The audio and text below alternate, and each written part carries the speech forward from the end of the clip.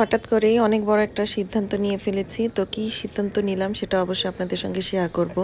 তো এখানে সকালবেলা আপনাদের ভাইয়া এসেছে আর নাস্তা নিয়ে এসেছিল। তো এখন আমরা সবাই মিলে নাস্তা করে নিচ্ছি।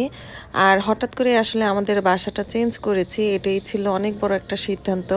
কারণ প্রচণ্ড গরম লাগছিল আমার নিজের বাড়িতে। তো যার কারণে আর সহ্য হলো না। তো ভাবলাম যে ওদের মাদ্রাসার পাশেই তাহলে একটা ছোটোখাটো বাসা নিয়ে নিই।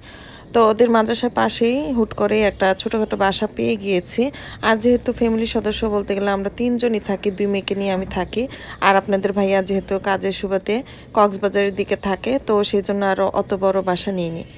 তো বাসা পাল্টানো যে কতটা ঝামেলা সেটা তো আপনারা বুঝতেই পারেন যারা চেঞ্জ করেছেন। তো অনেক বেশি এলোমেলো ছিল আর এগুলো গুছাতে গুছাতে প্রায় দেখা যায় যে 9:30টার মতন বেজে গিয়েছে আর বাচ্চাদের অনেক বেশি ক্ষুধা পেয়ে গিয়েছিল। তো খাবার এনে যে বাসায় বসে খাবো সেই পরিস্থিতি বা পরিবেশ ছিল না রুমের। তো সব কিছু গুছাতেও কিন্তু পারিনি একসঙ্গে। তো আস্তে আস্তে গুছিয়েছি কয়েকদিন ধরে। তো এই তো আমরা প্রায় 9:30টার মতন বাজে তো একটা রেস্টুরেন্টে চলে এসেছি। তো এখন আমরা রাতের খাবারটা খেয়ে নিচ্ছি।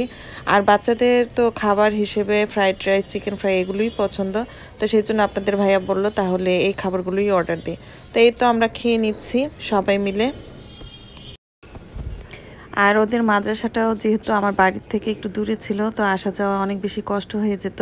বাচ্চাদের ক্লাস শুরু হতো 7টায়। তো সেই দিক থেকে চিন্তাভাবনা করেই আসলে মাদ্রাসার কাছাকাছি একটা বাসা নিয়ে নিলাম। আর যেই দিন আপনাদের ভাইয়া এসেছিল সেই দিন সকাল থেকেই নাস্তাটা খাওয়ার পর থেকেই আমরা আর কি শিফট করা শুরু করে দিয়েছি। যার কারণে আপনাদের ভাইয়া অনেক বেশি টায়ার্ড ছিল, রেস্ট নেওয়ার একটু সময় পায়নি। এই তো ছোটোখাটো একটা ব্লগ আপনাদের সঙ্গে শেয়ার করলাম। আশা করছি ভালো লেগেছে আপনাদের কাছে। তো কেমন লেগেছে আপনাদের কাছে অবশ্যই কমেন্টস করে আমাকে জানাবেন। তো আজ এই পর্যন্তই, দেখা হবে, কথা হবে নেক্সট ব্লগে। সেই পর্যন্ত আল্লাহ হাফিজ, আসসালামু আলাইকুম।